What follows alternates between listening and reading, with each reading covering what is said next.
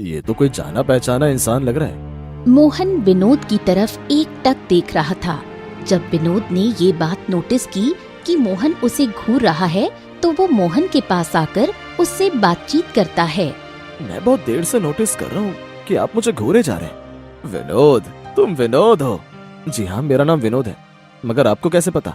अरे तू विनोद है, वही विनोद जो गांव में रहता था। मैं मोहन हूँ, तूने पहचाना नहीं? अरे वही मोहन जो तेरे साथ स्कूल में पढ़ता था। या मोहन?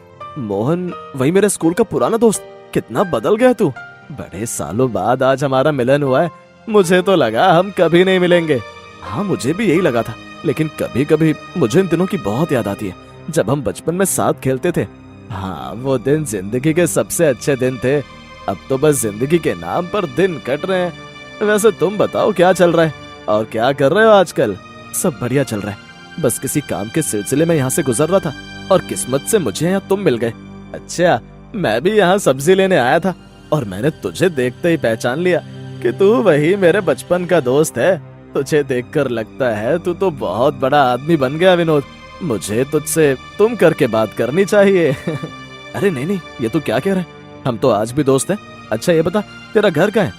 बस यही है, आगे जाकर एक दुकान के पास। अच्छा चल ठीक है, मैं कल तेरे घर आऊंगा, तब आराम से बात करेंगे। अभी जरा मुझे काम से जाना है। क्या मेरे घर? मगर मोहन हिचकिचाता है और इससे पहले मोहन अपनी बात पूरी करे, विनोद वहाँ से चला जाता है। विनोद कल मेरे घर आएगा, मुझ जैसे गरीब के घर। न जाने कल क्या होगा। वो तो बहुत अमीर हो गया है, मैं उसकी खातिरदारी कैसे करूँगा? घर जाकर मोहन अपनी पत्नी को सारी बात बताता है। क्या आपके दोस्त कल ही हमारे घर खाने पर आ रहे हैं? मगर आप तो जानते हैं हमारे घर के हालात कैसे हैं, तो फिर आपने उन्हें कैसे अपने घर बुला लिया? मैंने नहीं बुलाया, उसने खुद कहा यहाँ आने के लिए। अब जब वो आ ही रहे हैं तो हमें कल की तैयारियां करनी चाहिए। हाँ, जितना हो सकेगा उतने अच्छे से हम उनका स्वागत करेंगे। जी बिल्कुल। तो फिर ऐसा करते हैं, आज जो आप सब्जियां लेकर आए हैं उन्हें हम मेहमानों के लिए रख देते हैं। इन्हें कल बना लेंगे और आज हम चटनी रोटी खा लेते हैं। इतने दिनों बाद तो घर में सब्जी आई हैं और इन्हें तुम कल के लिए रखवा रही हो? हाँ, एक दिन और चटनी रोटी खा लेते हैं। ठीक है, जैसा तुम कहो।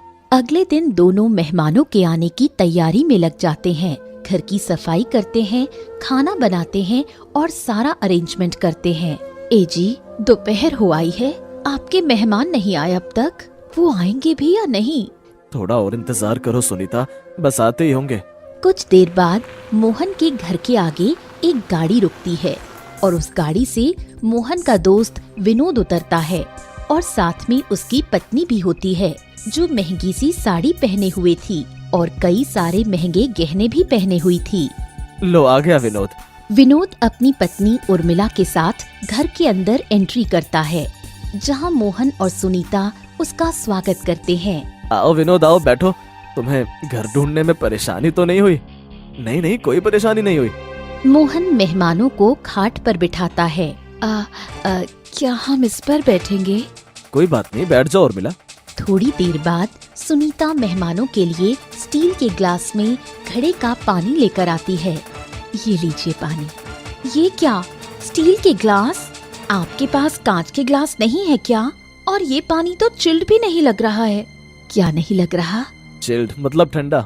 उर्मिला का कहना है पानी ठंडा नहीं लग रहा है। नहीं नहीं, हमारे घड़े का पानी तो बहुत ठंडा रहता है। आप पीकर तो देखिए एक बार। क्या ये घड़े का पानी है? आपके पास फ्रिज भी नहीं है? नहीं, हमारे पास फ्रिज नहीं है, मगर घड़े का ये ठंडा पानी हमें फ्रिज की कमी नहीं होने देता है। ये तो बहुत अच्छी बात है। हाँ, अच्छा तो विनोद, मैं खाना लगवा देता हूँ, अब आप दोनों खाना खा लीजिए। अरे रहने दो मोहन, खाने की जरूरत नहीं है। तुम इतने सालों बाद मेरे घर आए हो, मैं तुम्हें बिना खाना खिलाए कैसे भेज सकता हूँ? भले ही मैं बहुत गरीब हूँ, लेकिन मुझसे जितना होगा मैं अपने घर आए अतिथि का उतना सत्कार करूंगा। अच्छा चलो ठीक है। मोहन जमीन पर चटाई बिछाता है। अरे रुकिए, केले के पत्ते मत बिछाइए, मैं पड़ोस से बर्तन ले आती हूँ मेहमानों के लिए। अच्छा ठीक है, जल्दी जाओ। सुनीता जैसे ही घर के बाहर जाती है, विनोद उसे रोकता है। आप कहाँ जा रही हैं भाभी? दरअसल हमारे पास बर्तन नहीं है, हम तो केले के पत्तों पर खाना खाते हैं। मगर आप मेहमान हैं, इसलिए मैं पड़ोस से बर्तन लेने जा रही हूँ। क्या आपके घर में बर्तन भी नहीं है? ओह गॉड, कोई इतना गरीब भी हो सकता है क्या? उसकी जरूरत नहीं है भाभी जी, आप जैसा खाना खाते हैं आज हम भी वैसे ही खाना खाएंगे, केले के पत्तों पर। लेकिन भाभी जी को तकलीफ हो सकती है, मैं उनके लिए बर्तन ले आती हूँ। नहीं नहीं, रहने दो, वो भी मेरे साथ ऐसे ही खाना खाएगी। अच्छा ठीक है। सब लोग खाना खा लेते हैं। क्या मुझे टिश्यू पेपर मिलेगा? आप ये मत कहना कि आपके पास टिश्यू पेपर भी नहीं है। ए जी, टिश्यू पेपर क्या होता है? एक छोटा कागज का टुकड़ा होता है हाथ पोंछने के लिए। अच्छा, तो इन्हें हाथ पोंछना है। अच्छा 2 मिनट रुको, मैं अभी लाती हूँ। सुनीता अपनी एक साड़ी का टुकड़ा फाड़कर उर्मिला को हाथ पोंछने के लिए देती है। अरे ये क्या किया भाभी जी आपने? कोई बात नहीं, मेहमानों की जरूरत को पूरा करना हमारा फर्ज है। आज सच में बहुत मजा आया। वो पुराने दिन याद आ गए मोहन, कैसे हम बचपन में वही घड़े का ठंडा पानी पीते थे, माँ के हाथ की चूल्हे की बनी रोटियां खाते थे और खीर भी खाते थे। भाभी ने बहुत स्वादिष्ट खीर बनाई थी। मुझे तो लगा था मुझ गरीब के घर तुम 2 मिनट से ज्यादा नहीं रुकोगे, इतने बड़े जो हो गए हो। अरे बड़ा छोटा कुछ नहीं होता है, आज भी हम दोस्त हैं, ठीक है ना? अच्छा तो हम चलते हैं। आज के खाने के लिए बहुत बहुत धन्यवाद। अभी दोस्त कहा और अभी धन्यवाद भी, धन्यवाद की कोई जरूरत नहीं। इसके बाद विनोद और उर्मिला वहाँ से चले जाते हैं। आज का सारा दिन खराब कर दिया आपने। मुझे लगा आपका ये दोस्त बाकी दोस्तों की तरह अमीर होगा, मगर आप तो इस टूटी फूटी झोपड़ी में मुझे ले आए। आज के बाद मुझे इन गरीबों के घर मत लेकर आना। गरीब ये नहीं बल्कि हमें उर्मिला, और मेरा ये दोस्त बाकी दोस्तों से ज्यादा अमीर है। वो कैसे? हमारे पास इतनी सारी दौलत है और फिर भी हम उसके घर खाली हाथ चले गए। न फल न मिठाई, न ही कोई उपहार लेकर गए। और दूसरी तरफ मेरा दोस्त मोहन और उसकी पत्नी है, जिनके घर में कुछ नहीं था, फिर भी उन्होंने हमारा अतिथि सत्कार इतने अच्छे से किया। और सुनीता जी के पास मुश्किल से 4 साड़ियां भी नहीं होंगी, फिर भी उन्होंने तुम्हारे लिए बिना सोचे समझे अपनी साड़ी का टुकड़ा फाड़ कर दे दिया। अब तुम ही बताओ, इन लोगों से ज्यादा अमीर कौन है भला? ये बात तो आपने सही कही। अब मुझे उनकी अहमियत समझ आ रही है। इसके अगले दिन उर्मिला मोहन और उसकी पत्नी के लिए फल, मिठाई और कपड़े लेकर जाती है और अपने बर्ताव के लिए माफी भी मांगती है। असल में अमीर वही इंसान है जिसका दिल बड़ा होता है। बासी खाना खाने वाला ससुराल। अंजलि रसोई से खाने का बर्तन लेकर बाहर आती है। इस खाने से तुम कितनी बदबू आ रही है। पता नहीं कैसे खाया जाएगा ये बासी खाना हमसे। अंजलि खाना लेकर घर के हॉल में आती है, जहां उसके सास ससुर सोनाली, दिनेश, देवर अंकुश और पति विनय ये सब बैठे होते हैं। तभी सब खाना प्लेट में निकालते हैं। ये खाना 2 दिन पुराना बासी खाना था। तभी अंजलि जैसे ही खाने का पहला निवाला लेती है तो वो पूरे खाने में उल्टी कर देती है। सत्यानाश हो, पूरे खाने को खराब कर दिया बहू तूने। बहू, उल्टी आ रही थी तो बाथरूम में चली जाना था। यहाँ खाने के बर्तन में उल्टी करने की क्या जरूरत थी? माफ कर दीजिए ससुर जी, वो खाने से इतनी बदबू आ रही है ना कि इसकी बदबू से मुझे उल्टी हो गई। माँ, अब तो ये बासी खाना बंद कर दीजिए। सच में अब हमें भी रोज रोज ऐसे बासी खाना नहीं खाया जा रहा। ओहो जोरू के गुलाम, बचपन से तो तू यही बासी खाना खाता आ रहा है। अब तक तो तुझे कोई शिकायत नहीं थी खाने से, फिर अचानक पत्नी के आने से कैसे तुझे बासी खाने से तकलीफ होने लगी। बहू, ये सब साफ कर और जल्दी दूसरा खाना लेकर आ। अंजलि तुरंत सब साफ करके रसोई में आती है तो रसोई में एक बड़े से बर्तन में कहीं सारा बासी खाना रखा हुआ था। पता नहीं क्यों मैं इस घर में शादी करके आ गई। जब से मैं यहाँ आई हूँ मैंने अच्छा खाना तक नहीं खाया। अंजलि पालपुर गांव में अपने ससुराल में रहती है। 2 दिन पहले ही अंजलि इस घर में शादी करके आई थी। अंजलि की सास और उसके ससुराल वाले बड़े ही कंजूस और मक्खी चूस किस्म के लोग हैं। अंजलि के ससुराल वालों ने हमेशा से बासी खाना ही खाया है। उनके घर सवेरे कई सारा खाना बनता है और उसी खाने को सब 2 दिन तक खाते हैं। थोड़े समय बाद विनय और अंकुश अपने काम पर चले आते हैं। दोनों एक कारखाने में काम करते हैं। बहू, खाना कितना बचा है रसोई में? आज के हिसाब से काफी खाना बचा है माँ जी।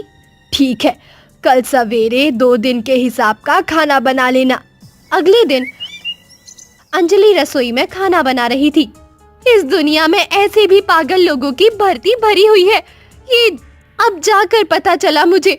चलो थोड़ा ताज़ा खाना खा लेती हूँ, वरना इसके बाद तो ये खाना बासी हो जाएगा और फिर 2 दिनों तक हमें यही खाना खाना होगा। तभी सोनाली वहाँ आ जाती है।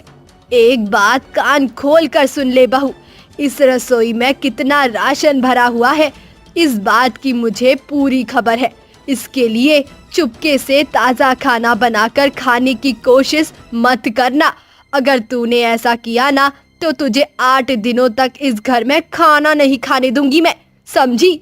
सोनाली बाहर चली जाती है। बनो मेरी जान के दुश्मन बनो, मेरे अरमानों के दुश्मन बनो। यही गलती हो गई ना मुझसे कि मैं इस घर में शादी करके आ गई।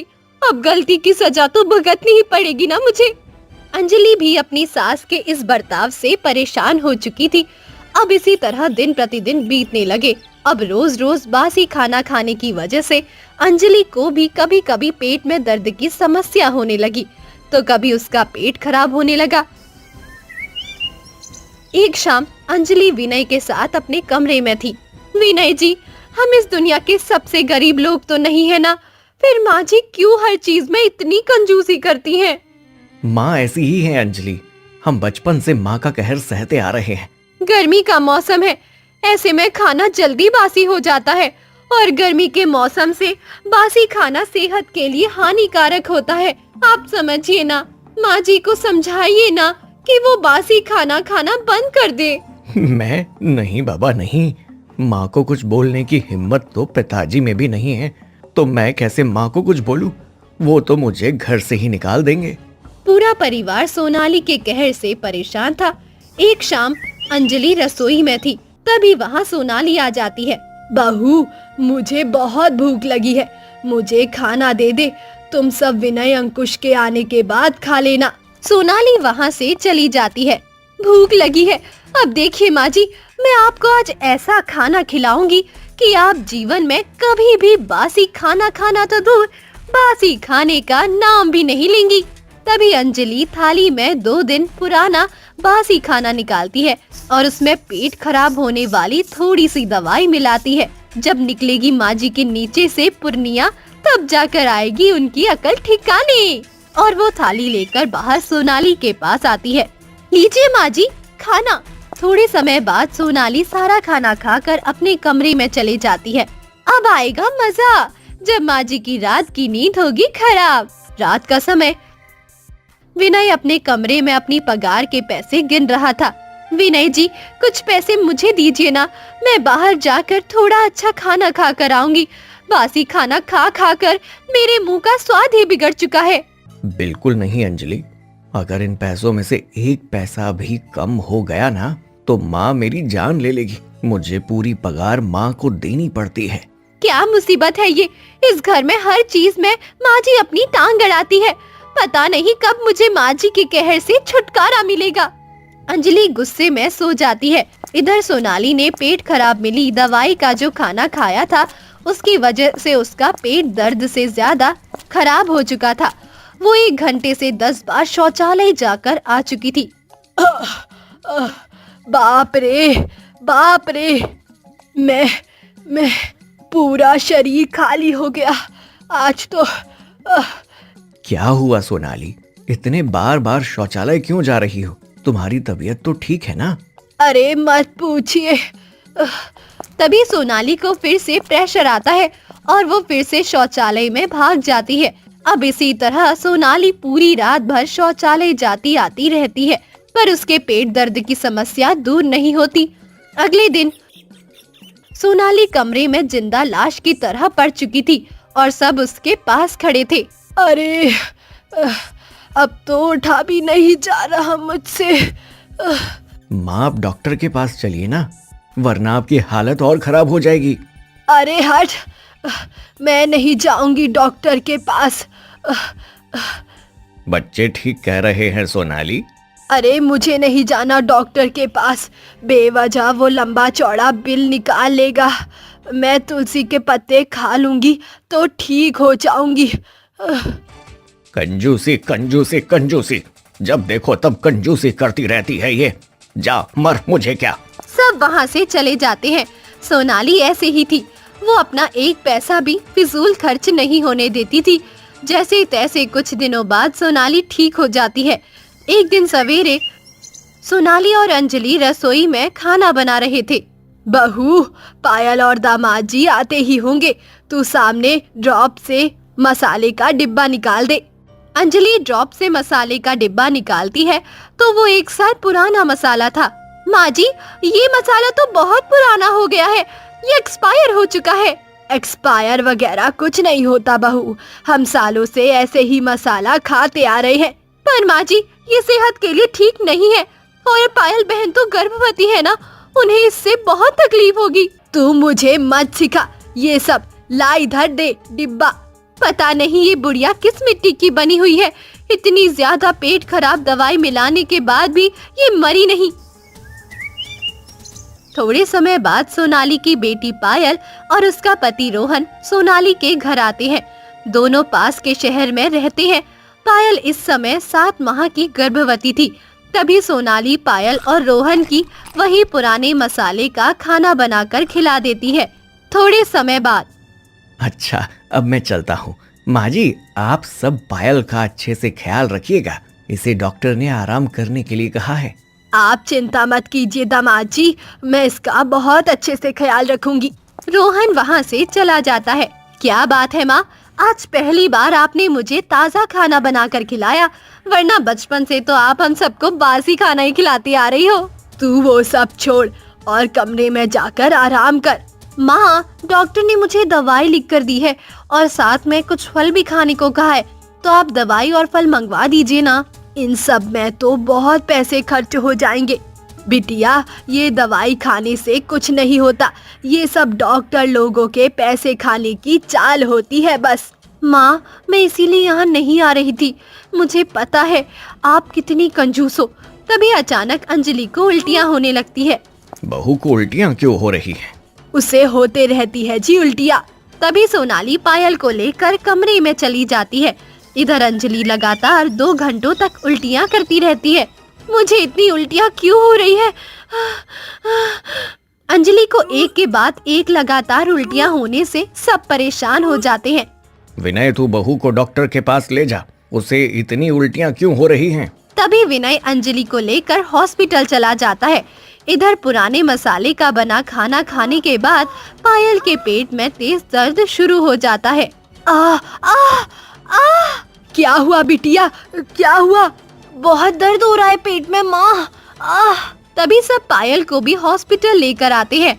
वह विनय भी था। अंजलि का अब तो चेकअप चल रहा था। अब सब हॉस्पिटल में थे और अंदर पायल और अंजलि का इलाज चल रहा था। क्या हुआ पायल को? बेटा, उसे अचानक पेट में बहुत दर्द हो रहा है। जी, पायल को कुछ होगा तो नहीं। सब बाहर खड़े थे। थोड़े समय बाद डॉक्टर बाहर आते हैं। डॉक्टर साहब, मेरी बच्ची पायल कैसी है? अंजलि गर्भवती थी, खराब खाना खाने की वजह से उसका मिसकैरेज हो गया और पायल का बच्चा भी नहीं रहा। खराब खाना खाने से उसका भी बच्चा पेट में ही मर गया। ये सुनकर सबके पैरों तले जमीन खिसक जाती है। नहीं, ऐसा नहीं हो सकता, मेरी बच्ची।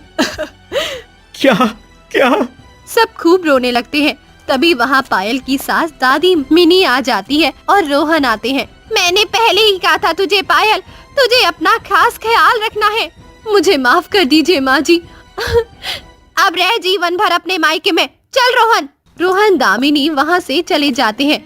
ये देखकर पायल खूब रोने लगती है। कुछ दिनों बाद सब घर में थे।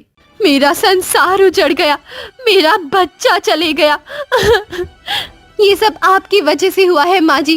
मैंने आपको मना भी किया था कि उस पुराने मसाले से आप खाना मत बनाइए, पर आपने मेरी एक नहीं सुनी और मेरा और पायल का बच्चा। मुझे माफ कर दो बहू, मुझसे गलती हो गई। तभी सब सोनाली को खूब खरी खोटी सुनाते हैं। उसके बाद सोनाली को अपनी गलती का एहसास हो जाता है और वो हमेशा के लिए कंजूसी और बासी खाना छोड़ देती है